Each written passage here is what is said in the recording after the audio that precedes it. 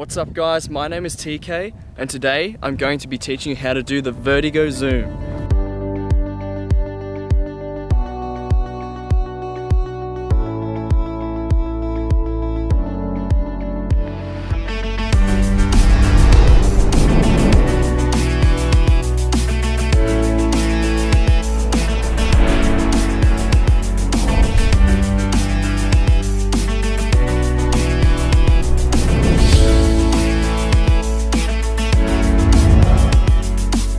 Alright guys, welcome back to another tutorial by myself, TK, and this is how you do that Vertigo zoom that you just saw in those last few clips. Now it's probably the easiest tutorial you're going to learn, but it may not be that obvious to figure out how to do, so that's where I come in to help you guys out.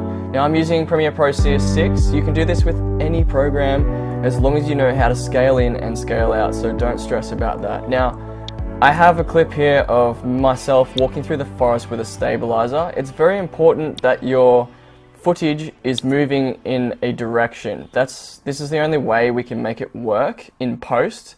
So I'm walking forwards with my stabilizer. It also helps if your footage is stable as well because it gives it a clean effect. So now the first thing we want to do is we want to scale in the opposite direction that the footage is moving. So what we want to do is we want to scale in about 150. So click that scale stopwatch, type in 150, then move over to where you want the Vertigo zoom to end. So what I'm going to do right now is I'm going to scale it back to 100, which will make it move in the opposite direction and create that stretch effect. As you can see, the image is starting to stretch and give us that Vertigo zoom look. One thing you also have to keep in mind is the more you scale in, the more quality of your image you're going to lose. So I don't recommend scaling in too highly, but I mean if you're shooting with 4K or something like that, you can get away with a little bit more. So that's how you do the Vertigo zoom, moving in a forwards direction. You can do this moving up with drone shots, moving down.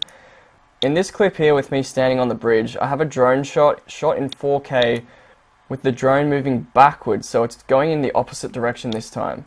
Now what we're going to do is, the only thing we're going to do different is we're not going to change the scale to 150 at the start. We are going to set a keyframe for that however, so it stays at 100, and then we're going to move over to a point which is far enough for the Vertigo zoom to end and I'm going to type in 170. Let's go a little bit more crazy. And as you can see, the background is stretching. This was shot in 4K, so my computer's lagging a little bit, which sucks. But you can see the trees and everything's stretching in the background, and it looks freaking awesome.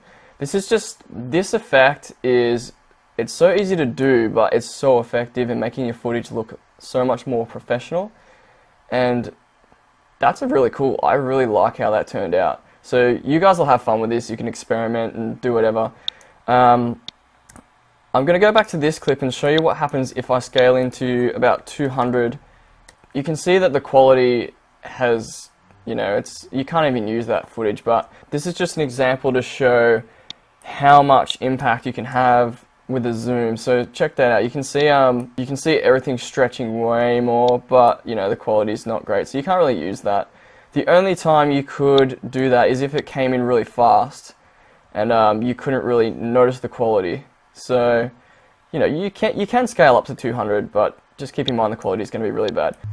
Okay guys, so that's pretty much it. That's all you need to know to do the Vertigo zoom. You can do this with your camera if you have a zoom lens, so you don't have to do it in post, but you need to be moving on the back of a car, or you need to be on something stabilized so you can zoom in while you're moving backwards on your lens, and this will give you the same effect without having to do this in Premiere Pro or any other program.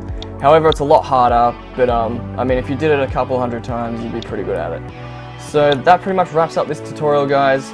If this helped you out, make sure you hit that subscribe button, and if you're already subscribed, get ready for the next one because I got more tutorials coming, and I've got some epic travel videos on the way, which I know a lot of people are looking forward to. So stay tuned guys, stay cool, stay on TK TV. See you guys next time.